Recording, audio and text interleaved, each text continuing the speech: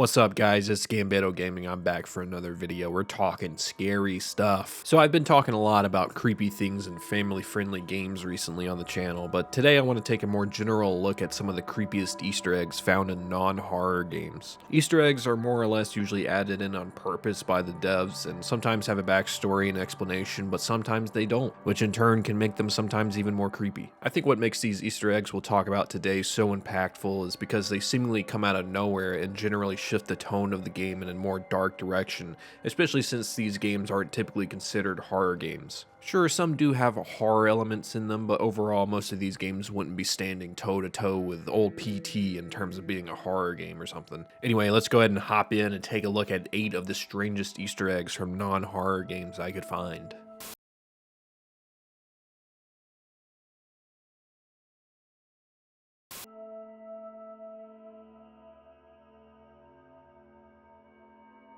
Rockstar games are always chock full of Easter eggs, whether they're creepy or not. You know, some of them are just plain out dumb. You eat babies. You have to survive. Everyone knows that. This isn't just in the obvious Grand Theft Auto or Red Dead series either, as many of these offshoot games also have a fair share of their own creepy Easter eggs. Now, I'm not saying you're going to see the ghost of John Marston hitting a nasty serve back to you in Rockstar Presents Table Tennis. You eat babies. But my point is, games like Bully also got the same love the Grand Theft Auto series got when it came to Easter eggs. There are several Easter eggs in the game that reference other media like books and films that are easily seen, but by far the creepiest Easter egg in the game is actually pretty hard to find. When you are strolling around New Coventry, catch me out with the boys in New Coventry at 4 p.m. on a Tuesday, you can run in between these two buildings and wait a minute to hear a pretty disturbing sound effect in the game. If you want to hear it clearly, it's recommended to turn everything except for the game sound effects down to 0 to isolate this creepy audio track. If you do this, you'll be able to hear a crying baby inside one of the apartments on the other side of the wall you're standing on.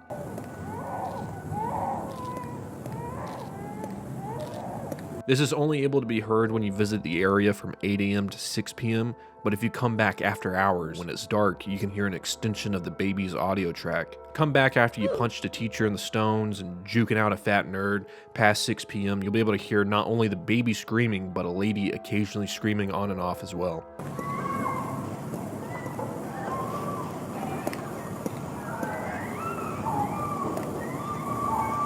At first, this could sound like some sort of ghost lady maybe shrieking and messing with the baby, but when you take a look at the game's back end and search for the individual audio files, you can see this Easter egg's true meaning. All credit for this, at least my research, goes to Nathan NS on YouTube for delving deeper into the audio files here, but it reveals that all the audio files of the lady screaming are actually titled Domestic Fight 1 through 3. There's 3 domestic fight audio files in total, which all sound pretty similar, with the Fight 03 missing the woman screaming altogether, and is likely the same one that can be heard during the day of just the baby crying. However, in this setting, we can also hear crashing sounds, and since the title of these files is Domestic Fight, I think we can all assume what's going on inside there.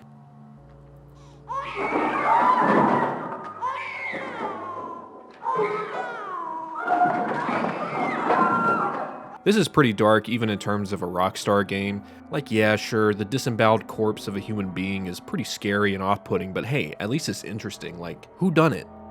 Who's responsible? This Easter egg, this just pisses me off, man. Like, there's nothing you can do either, as it's just an Easter egg and it happens nightly, so there's no solution to this terrible thing happening in Bully's universe. Compared to the rest of the game, this definitely stands out, as Bully, while it's not the friendliest game, it definitely has its moments, but this seems out of place for a game like this. Get out of here, you little scum! So I guess the rumors are true, Jimmy. Your dad does live on campus. Like, I don't think this would be any less disturbing in Red Dead 2 or something, but some fucked up stuff can happen in that game too, so it wouldn't be as surprising. But I guess that's what makes this Easter egg stand out so much in the game. If you're unlucky enough to pass it by randomly, you won't soon forget it.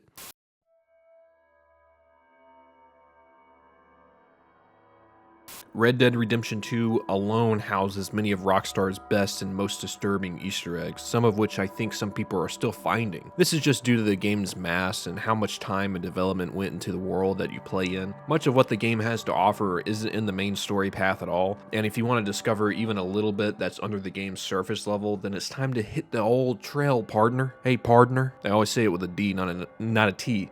Pardon her. Hey, partner. Hey, pardon her? No, pardon her. Sorry. While there is a lot to see in the world of Red Dead 2, there's a lesser known Easter egg that I don't see talked about super often, and it's pretty dark. Maybe not so much if you play Red Dead like me on the second playthrough of the game, where I pretty much antagonize, defuse, then shoot, and that method has served me pretty well thus far. But if you're not desensitized to the world and are fully enveloped in being a good Arthur Morgan, then you will likely find the next Easter egg pretty disturbing on your playthrough. In a seemingly abandoned shack in an area known as Clawson's Rest, Arthur can break down the front door and find a pretty grisly scene. You'll find two small kids deceased in the main room of the home. They seem to have died of starvation as the player slowly finds more and more evidence of the children running out of food. They were seemingly left by their mom, who was going to take revenge on a bunch of bandits who stole from them, and stated that she'd board up the door and there's enough food for 4 days and she should be back well before then. She stated not to go out for anything, and after she didn't return, the kids listened to their mother to the T and didn't leave or let anyone in for any reason, resulting in them slowly starving to death. Let's go! Starvation. You can actually find the food rations they'd gone through well before you arrived, and you can even see a makeshift butcher table where it's believed they were catching small rodents like mice to eat. The Easter egg gets a bit deeper as you can actually catch up with the deviants who the mom was looking for and find out what happened to her. I credit Strange Man on YouTube for this information as I watch his video for my research on this topic, and if you want to know a bit more about the entry, I recommend checking out that video. Anyway, when you arrive to a building in the middle of the woods near an area known as Ches Porter, don't know if I said that right, you can hear two men talking about how they kidnapped a woman and eventually their dad killed her and buried her out back in the woods. Well, you sees when I get a woman like that, don't you? Frazzle dipping all the night. Frazzle dipping your little pullywag, more like. We has that one we keeps in the woods. Pappy was boiling when he sees her, don't you?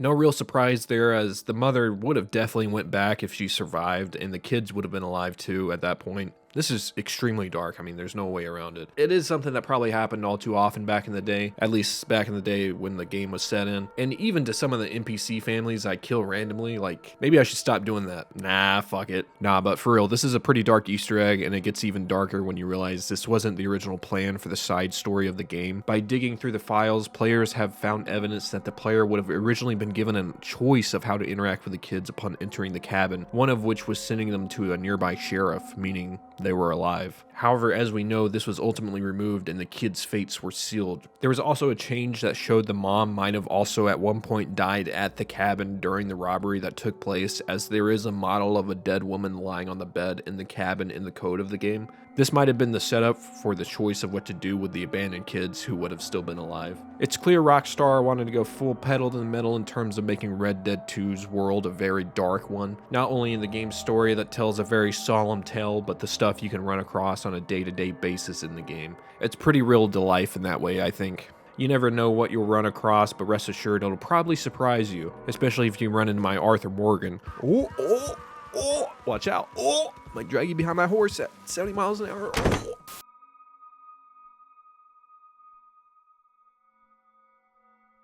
Death Stranding wasn't my favorite game when it came out, but I ended up beating it, and throughout my time with the game, I enjoyed it for what it was. The game had a lot of charm hidden behind the menial task you had to perform as the main gameplay. This charm comes through in things like cutscenes, humorous moments, or even moments that aren't supposed to be funny, but definitely are. Run. Yeah. Like Mario and Princess Peach.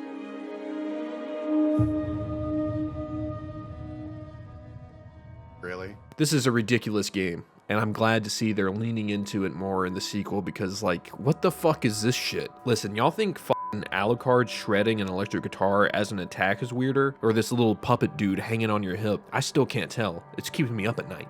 Regardless of what the hell's going on in the second game, we don't have to look too deep to find some of the stranger things in the first Death Stranding. For example, in Sam's home base, there are several Easter eggs that can happen here, ranging from humorous to downright creepy. For example, if you stare at Sam's crotch too much, he'll react as if you were actually peeping at Norman Reedus' big hog in real life. Listen guys, I swear to God, I looked this Easter egg up. I didn't know this from playing the game, okay? Another weird thing that is housed in Sam's headquarters is the shower. This is just usually an off thing you can do in his home, like drinking a big juicy Monster Energy drink. However, if you're playing the re-release of the game, i.e. the director's cut, a strange creepy anything can happen. When you awake randomly one night, you will find Sam looking over to the shower, revealing a large shadowy figure silhouette. As Sam approaches the shower, the figure inside will start to shake vigorously until banging around the shower.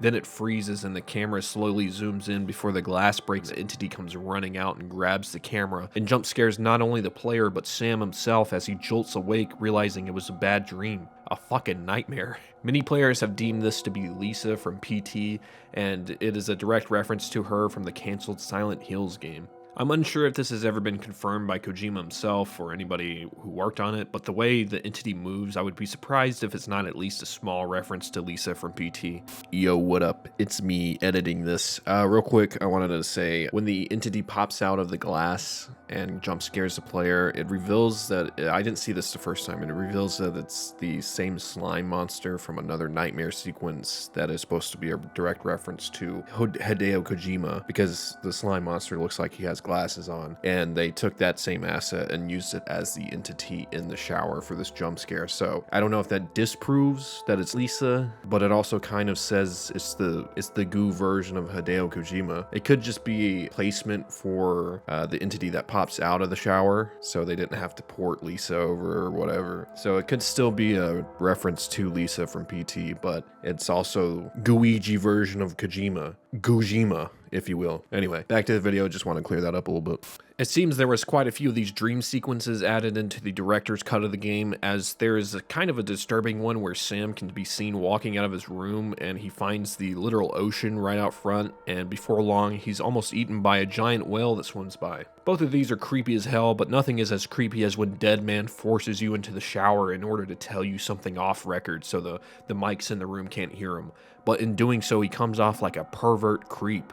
Like, this dude's just in the shower, full suited up, taking the warm shower water right to the face, all while breathing his stank tuna sandwich breath right in Sam's face. Ugh. I'd rather shower with the ghost lady than ever have Dead Man infiltrate my shower like that. Bro is a fucking creep. All of these things really make me enjoy the world building of Death Stranding all the much more, but also makes me yearn even more for a Kojima-led horror game like Silent Hills. The atmosphere of some of these nightmare sequences in Death Stranding proves that Kojima understands the strangeness of horror and how not only to make it scary, but build the world around it to match the scariness in terms of things like atmosphere, visuals, and sound, which has always been great in Kojima games, don't get me wrong. With the second Death Stranding coming in the next few years and the announcement of a new stealth IP coming from Kojima Studios, it seems like we won't be seeing that Kojima horror game anytime soon, but as long as he keeps adding in Easter eggs like this, I think it'll hold me over for the time being.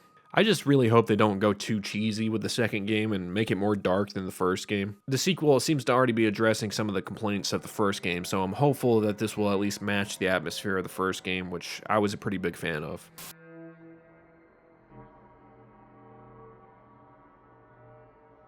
The COD series is no stranger to having Easter eggs hidden without, but in my opinion, the first COD on console still has one of the creepiest Easter eggs in the series since. This is a fairly well-known Easter egg at this point, but I feel like with every subsequent COD release, this game gets more and more obscure, so I want to talk about it today. Call of Duty: The Finest Hour was the first Call of Duty released on console, and it released back in the day for PS2, Xbox, and even GameCube in 2004. The game definitely shows its age today, but it's still a classic to go back to, especially compared to the real stinkers they're putting out for the COD series nowadays. Holy shit. You know, this was back when the series wasn't fully after the bag and they were in it for making a good fucking game instead of a buggy, disrespectful to the fans piece of steaming dog shit. Call of Duty Finest Hour had a decent campaign that had a lot of small details, including a pretty creepy Easter egg. In the level known as Underground Passage, there is a large door that seems to be a dead end, but if you huck a grenade at it, it reveals a secret room behind the closed door. This room was clearly meant to be hidden away and not found by many, as the contents of the room are strange to say the least. I'm unsure if there's other walls throughout the game that you could blow up like this, but I don't remember it being that common when I last played it, so you really had to know what was behind this wall to even find it in the first place. Inside the room, you can find a bunch of oddities, including eerie pictures of kids on the wall, strange kids' toys moving on their own or throughout the room, floating candles like you're getting your grub on at Hogwarts, and even this giant caged rat who makes definitely not rat noises. Not to mention there's a crib in the middle of the room, and if the player walks up to it, a ghost soldier of sorts will vaguely appear and walk around the room at a weird angle. The whole scene is very choppy and off-putting, and while you can find some weapons in the room, it seems like the room is there just to be a creepy side area. I don't know what's the creepiest thing in the room. Immediately I want to say this giant ass rat in the corner or the floating candles, but I think the scariest thing is the pictures on the wall. These seem to be real people, as they aren't as ugly as the in-game models, and mostly are of children and even a cat.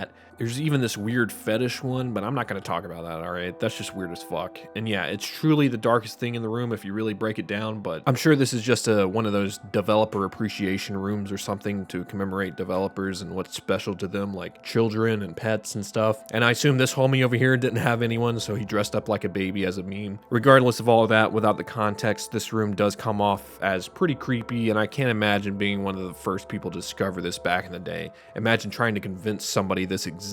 Dude, you're lying, alright? There's no fucking baby room in Call of Duty Finest Hour, okay?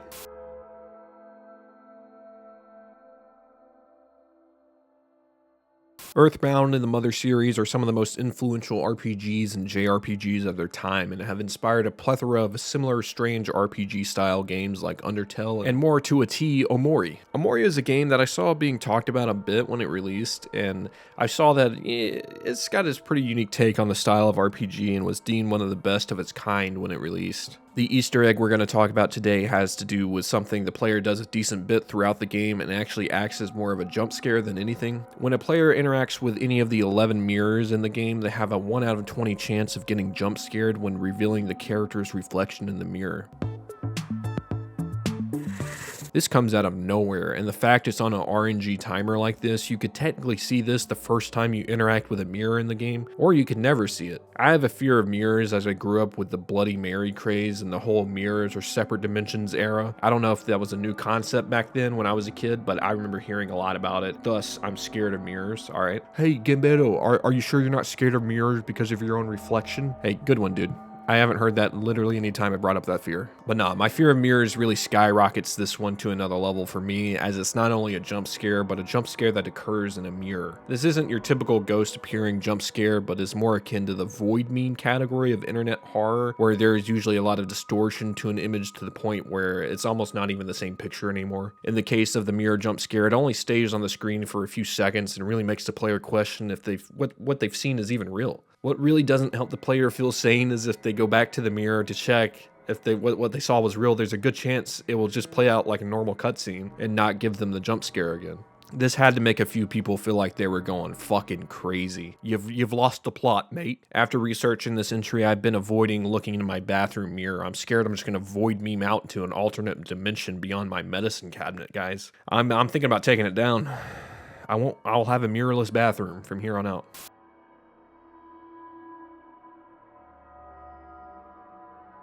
Katana Zero was one of my favorite indie games for a while after it came out. There's a lot to love in the game, from the action-packed gameplay to the gripping, intense story that was being unfolded in the strangest of ways. Like, I'm not even sure I even really know what happened fully in the game, and I beat it twice. The game is definitely darker in its overall tone, dealing with things like PTSD, but it never got anywhere as disturbing as the final hidden boss in the game. Alright, technically a hidden boss isn't an Easter egg, but this is close enough, alright? And any excuse to talk about this thing, I'm gonna take it, alright? Throughout the game, your character interacts with a psychiatrist who is also his prescription doctor, who gives him medicine throughout the game, this mystery medicine. To me, this guy was sus off the rip, but he was one of the only characters you would see often and reoccurring, so it gives you a sense that he might actually be on your side throughout. However, in the game, specifically when talking to the psychiatrist, you have different dialogue choices pop up, and if you respond negatively every chance you get, then at the end of the game, there's a secret boss fight that will unlock. Many people think the Headhunter is the true final boss, but this secret final boss is definitely way more of a spectacle in my opinion. The psychiatrist gets pretty angry if you carry out all of the negative responses throughout the game,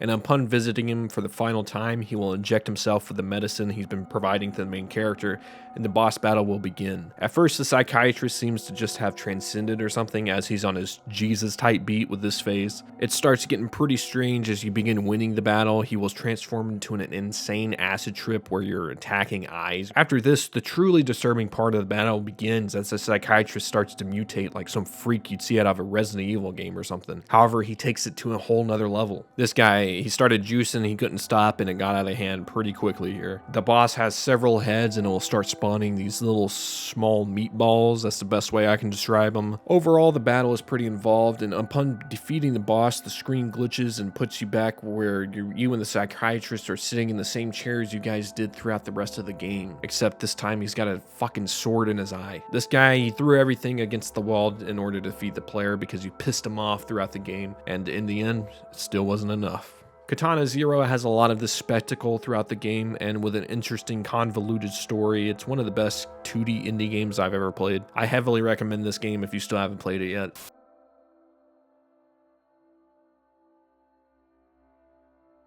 There's several games that have referenced the Weeping Angel statues from Doctor Who, and every time they make an appearance, they usually surprise the player, if they even notice it. It doesn't always have to be a statue, but the basic idea is when someone is looking at a statue or object, it doesn't move, but upon looking away, it will either slowly creep up on the player or just teleport around. This is a pretty common occurrence in games as a creepy Easter egg devs like to add, so instead of covering one in depth, I decided to gather 3 of my favorite examples of this. Let me know down in the comments if you know of any other of these Weeping Angel statue examples in other games. You don't have to look super far in Witcher 3 to see something messed up or creepy, but this Weeping Angel reference happens in one part of the map and is largely unnoticed by most players who might pass upon it. However, if you're familiar and visit the house near a graveyard near Lindenville, you will find these 2 statues standing out front of this crypt. After exiting the crypt, you'll likely find the statues in different areas out front, and if you're unlucky enough, it'll be toe-to-toe with Geralt when he exits the crypt. He's just breathing down your fucking face like a dead man.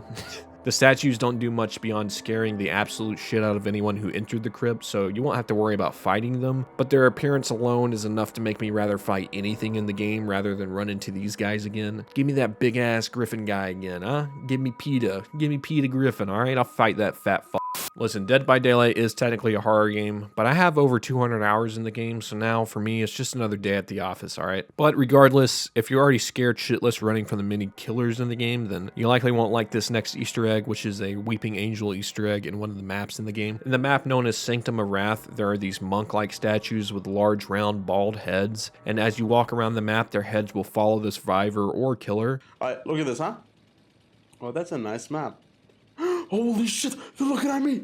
This is why I think this might be the scariest thing in the game, because it doesn't matter if you're the little man or the big-ass samurai killer. You're getting stared down by these 8 balls over here. You know, thinking back on it, I never really noticed these with my time on the map. To be fair, I'm usually focused on staying away from the killer and doing generators. But now knowing these guys were always staring at me unless I was looking at them, makes me feel a little unnerved thinking back to it. Not to mention the map itself is pretty dark, so to even notice something like this, especially during a match, it would definitely shake someone. They might even choke out a couple skill checks here and there, alright? Thinking about the baldies. Battlefield 5 wasn't my favorite Battlefield game, and I don't think it was for a lot of other people. But hey, at least it wasn't 2042. I don't know, that game could be better now with updates and stuff, but holy shit, that launch was pathetic. I'm sorry, I don't play video games that lie to me. Anyway, the developers of Battlefield 5 had a little bit of fun with a particular object in the game. In the conquest mode of the multiplayer, if you load up the Eris map and spawn near point A, you can find these small gnomes littering the area. If you end up attacking one, it will break, and seemingly that's the end of it, right? However, if you are walking around the area and quickly check your 6 for that oh so scary sniper, you might find the angry spirit of the gnome stalking you. It gets to a point that if you stick within an area of the map, the gnome will keep stalking you as long as you're in that area, but only when you're not looking at it. It's equipped with glowing red eyes. I like to think this might be the angry spirits of the gnome you attacked to start this Easter egg, but it could also be one of the gnome's homies just trying to get revenge. I'm unsure if the gnomes do anything beyond just scare the shit out of unsuspecting players, but this one is kind of just more funny to me than anything.